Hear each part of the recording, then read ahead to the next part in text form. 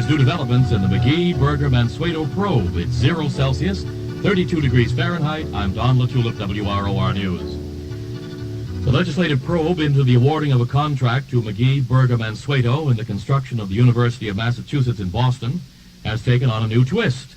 House Speaker Thomas McGee has indefinitely suspended William Finnegan, staff aide to the legislature's Committee on Post-Audit and Oversight. McGee, in a statement last night, charged Finnegan with altering minutes of a 1973 post-audit committee hearing.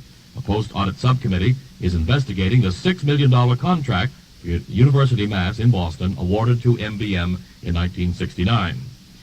Cambridge police are baffled over missing leaflets that were carried by 23-year-old Julie Campbell. They still don't have a motive, witness, or murder weapon. And yesterday, a friend of hers said that before leaving for her Ellery Street home. Those leaflets are missing.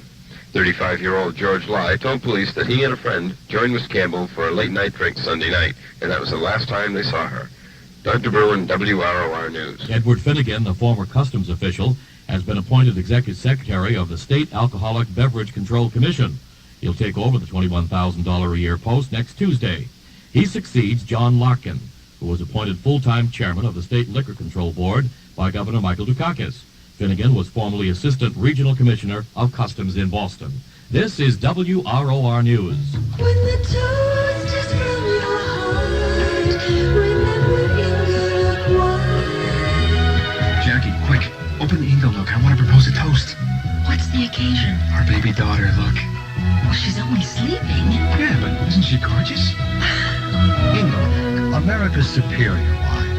Very appropriate for those moments in life that are somehow just a little special. Inglenook, the wine for those big celebrations and the little personal ones too.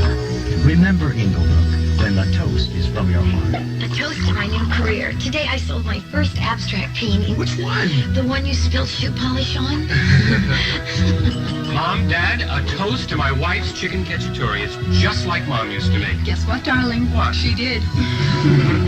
When the toast is from your heart, remember England wine. Inglenook, premium wines from Rutherford, Napa Valley, California. And now back in the news, a Continental Airlines plane, a DC-10, was rolling down the runway at Los Angeles International Airport this morning when a tire blew out and something happened to the landing gear.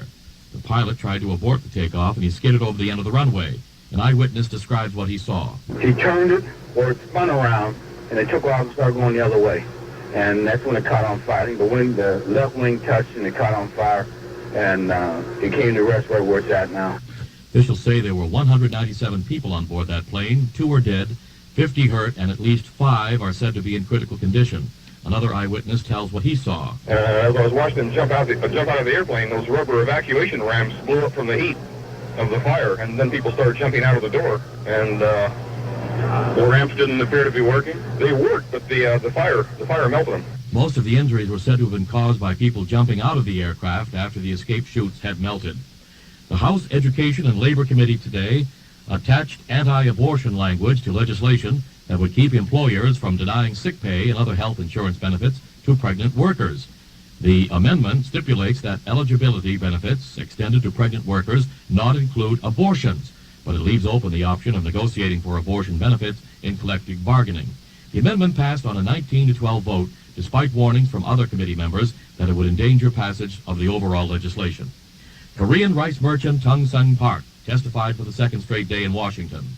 Republican Congressman Bruce Caputo of New York tells what it's been like so far. It's obvious, having been through questioning 3 or 4 times, that he knows where we know things, and that's where he's willing to talk freely, and he knows where we don't know things for sure, but have some reason to believe he might have done something, and that's where he's cagey.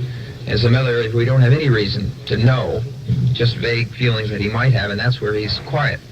So it's pretty skillful testimony. Caputo went on to say that he believes when Park does talk, he is telling the truth.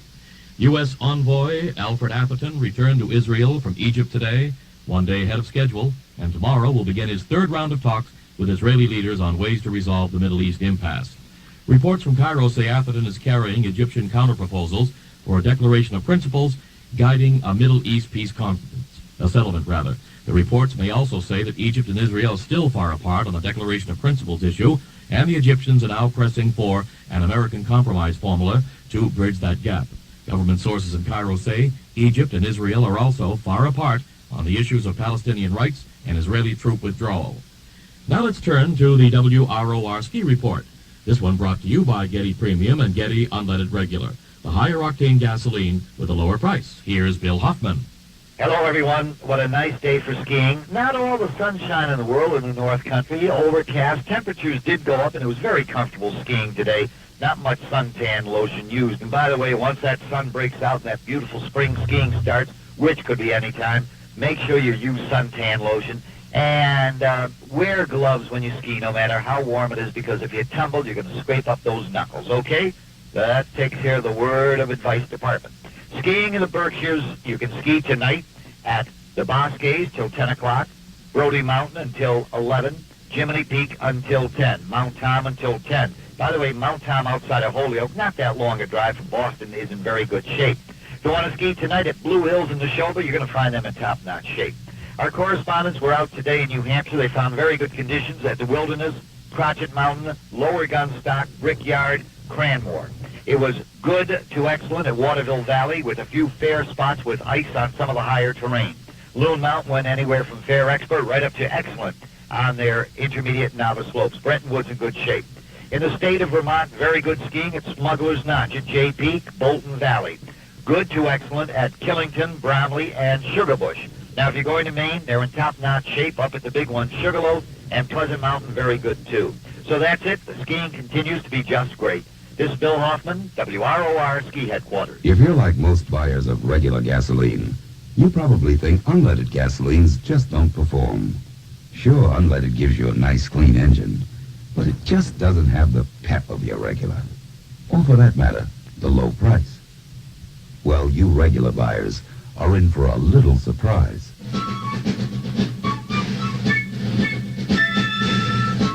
Getty Unleaded Regular. Getty's unleaded gasoline has a high enough octane to be classified as regular. Most unleadeds don't. Yet Getty Unleaded Regular actually sells for less per gallon than most other major unleadeds. So if you want the octane performance of regular, plus the clean running smoothness of unleaded, and you want to pay less, you want Getty Unleaded Regular. Getty. Once again, we've got what's best for your car. In other sport news, the Celtics are in New Orleans for a game with the Jazz tonight. The Celtics return to the Garden Friday. They'll host the Orleans team, and the New York Knicks will be in town Sunday for an afternoon game. The Bruins, they're idle tonight. They entertain the Atlanta Flames tomorrow. The Buffalo Sabres will come to Boston for a game Saturday, and the Bruins are currently tied in first place in the Adams Division of the NHL. Now here's Harry Turbin and the late weather. Tonight will be clear and cold with low readings in the teens, minus 8 degrees Celsius. Sunny weather expected on Thursday with high temperatures around 30 degrees. It will be clear and continued cold Thursday night, low readings in the teens. Friday we expect increasing cloudiness with high temperatures in the low 30s. This is Harry Turbin at the weather station at Logan Airport. And now back to WROR. In Worcester, it's 28. Providence is 29. Manchester, 28. Lynn, 31. Here in Boston, 0 Celsius, 32 degrees Fahrenheit. Your editor is Dr. Bruin. I'm Don LaTulip, WROR News. Now on the Golden Great 98, the greatest hits of all time.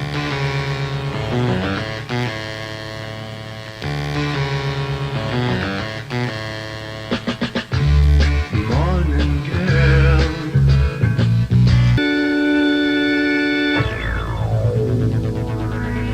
WROR, Boston. The Golden Great 98.